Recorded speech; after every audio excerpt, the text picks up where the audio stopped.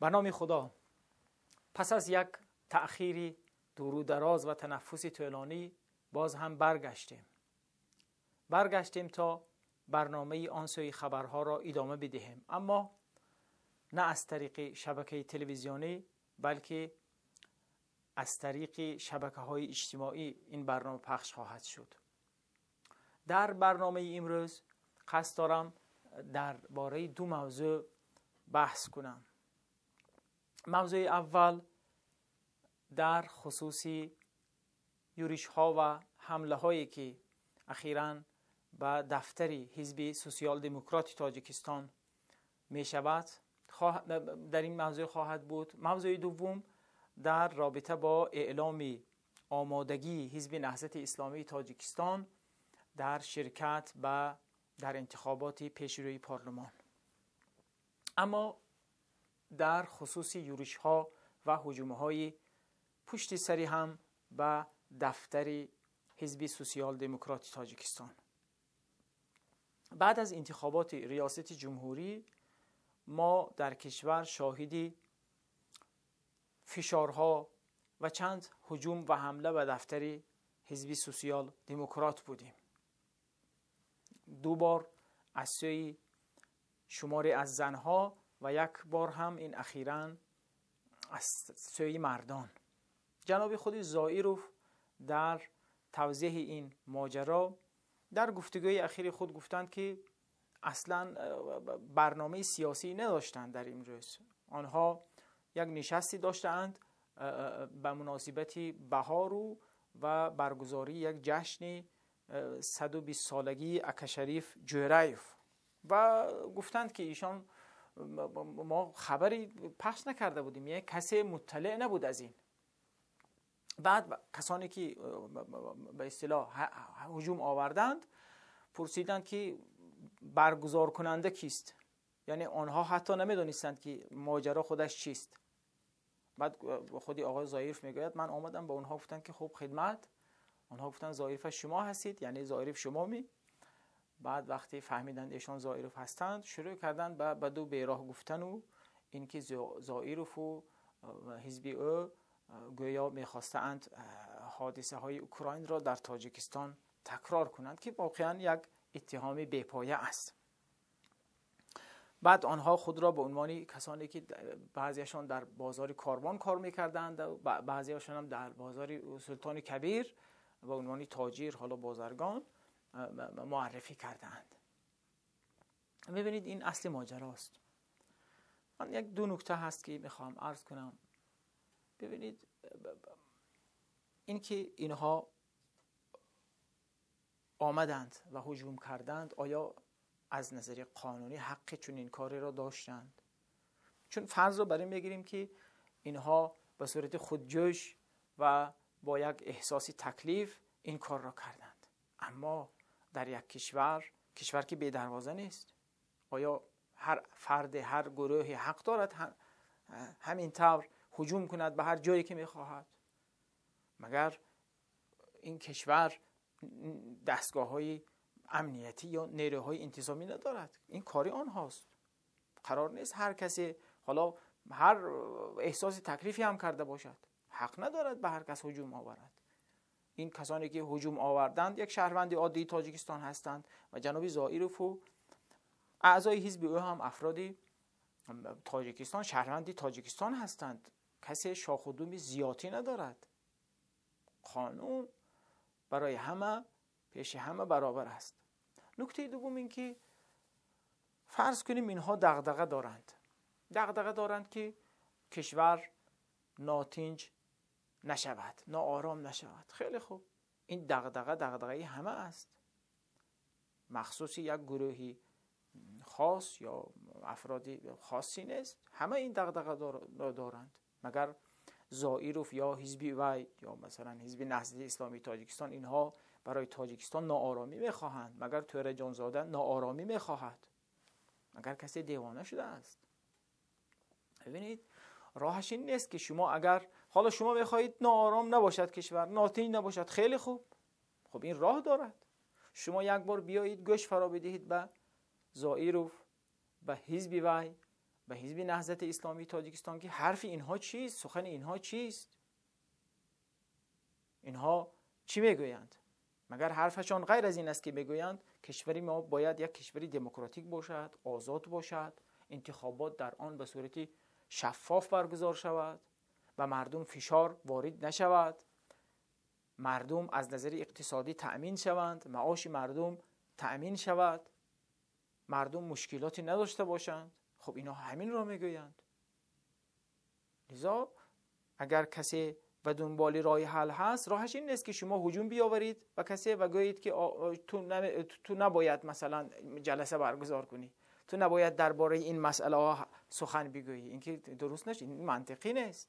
و جای این از این عزیزانی که احساس تکلیف میکنند، خواهش این است که شما از حکومت و از دولت محترم بخواهید که کار کند که کشور، یعنی زمینه ناتنجی، زمینه ناآرامی فراهم نشود. خیلی راهش هم آسان است. حکومت بیاد، از حکومت بخواهند، یعنی مردم از حکومت بخواهد که اولا یک قانونی درست انتخابات تصویب شود در پارلمان که به موجب آن برگزاری شفاف انتخابات تضمین شود. خب فشارها بر احزاب و گروه‌ها، تهمت‌ها، بهتان‌ها در اینها بسته شود، علیه افراد بد و بیراه نگویند، تهمت نزنند آنها را، تهمت‌های بیهوده، دروغ. خب این کارها را که متوقف کردند، کشور یک کشوری دموکراتیک و آزاد شد، دیگر بهانه‌ای نمیماند کسی برای کسی. شما عزیزانی که هجوم آوردید، آدرس را اشتباه گرفتید. شما نباید به دفتر حزب سوسیال دموکرات هجوم بیاورید و از زائر چیزی بخواهید. شما باید میرفتید به سوی دولت مردان، دستگاه‌های زیرربط کشور، از آنها میخواستید که کار کنند که برای مردم بهانه‌ای داده نشود، برای احزاب بهانه‌ای داده نشود. راهش این است. توجه هستید؟ و اما مسئله دوم، مسئله اعلام آمادگی حزب نهضت اسلامی تاجیکستان برای شرکت در انتخابات پارلمانی پیش روی. جناب کبیری در یک گفتگوی اخیر خود به نظرم در آزادی بود، گفتند که در واقع ستاد آمادگی ها برای انتخابات پارلمانی تشکیل شده است و مسئولیت رهبری این ستاد با جناب محمد علی حییت، معاون رهبری نهضت اسلامی، گذاشته شده. و گفته جناب کبیری این ستاد حالا برای آمادگی به انتخابات پارلمانی است و در 6 ماه آینده بیشتر در مسائل حقوقی و به قول ایشان فهماندهی کار میکند. یعنی در این مدت دوره‌های آموزشی برای فعالان حزب، ناظران، نامزدهای احتمالی و آماده کردن متخصصان سازمان داده می شود. جناب کبیری در این گفتگو افزودند که ما واقعیت امروزه را کاملا خوب میشناسیم، میدانیم که انتخابات آینده پارلمانی آسان نخواهد بود، چون الکی رقیبان ما با هر راه و وسیله، حالا قانونی غیر قانونی، برای ضعیف کردن دیگر حزب‌ها دست به کار شدند. بعد آقای کبیری ادامه میدهد که به خاطر برگزاری انتخابات دموکراتی شفاف و آزاد، این حزب لایحه تغییر و علاوه ها به قانون انتخابات پارلمانی را به مجلس نمایندگان یعنی پارلمان پیشنهاد کرده است که حالا موردی بررسی در کمیته های پارلمان است. خب این بود اظهارات جناب آقای کبیری. ببینید من در این راستا فقط به یک نکته اشاره کنم. به نظر میرسد یک پیش شرط برای شرکت در این انتخابات پیش احزاب سیاسی وجود داشته باشد، خصوصا حزب نهضت اسلامی تاجیکستان و دیگر احزاب. و آن شرط این است که قبل از اینکه ما بیاییم اعلام کنیم که ما آماده هستیم یا آمادگی میبینیم برای شرکت در انتخابات، اول ما بیاییم تمامی سعی و تلاش خود را روانه به تصویب رسیدن این قانون انتخابات در پارلمان کنیم. تا زمانی که این قانون به تصویب نرسد، خب این آمادگی ها برای چی؟ باز همون تکرار همون اشتباهاتی که قبلا از ما سر زده بود. من نمیدونم سازوکارش چیست این کار. خب احزاب میدونند، حزب نهضت اسلامی تاجیکستان، حزب سوسیال دموکرات، دیگر شخصیت ها میدونند که از چه راهی باید تلاش کنند و سعی کنند که این قانون هر چه زودتر به تصویب برسد. اما این باید شرط باشد، یعنی پیش شرط شرکت در انتخابات تصویب این قانون، وگرنه باور کنید باز همون احمدی پارینه، باز همون تلاش های ما بیهوده و بی نتیجه خواهد ماند. باز یک پیشنهاد دیگر هم هست که قبل از انتخابات این هم به نظر می رسد منطقی باشد. حزب نهضت اسلامی تاجیکستان و همچنین حزب سوسیال دموکرات و دیگر شخصیت ها و احزاب همون این را اتحاد نیروهای اصلاحات های تاجیکستان را از نو احیا کنند، اون را فعالتر کنند و برنامه کاری این اتحادیه یا این ائتلاف فقط تلاش برای به تصویب رساندن این قانون باشد در انتخابات. حالا فشار بیارند به هر، یعنی با راههای مسالمت آمیز فشار بیارند بر پارلمان که این قانون رو به تصویب برساند. خب تا کی یعنی ما هم خودمون رو گل بزنیم هم جهانیان رو گل بزنیم که ما انتخابات شفاف داریم، آزاد داریم، اما همه میدونن که دروغ است. خب احزاب این اتحادیه نیروهای اصلاحات خواه را، این ائتلاف را، این تشکل را از نو احیا کنند و سعی و تلاش خود را روانه به تصویب رسیدن این قانون کنند. ناامید نباید بود. یعنی ببینید ما راهی دیگر نداریم، ما چاره دیگر نداریم. آمادگی برای انتخابات قبل از تصویب این قانون بیهوده است.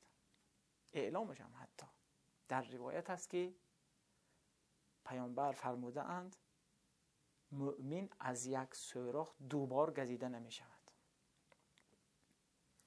این احزاب سیاسی ما نه اینکه یک یا دو بار بلکه به نظرم 3 بار گزیده شدند.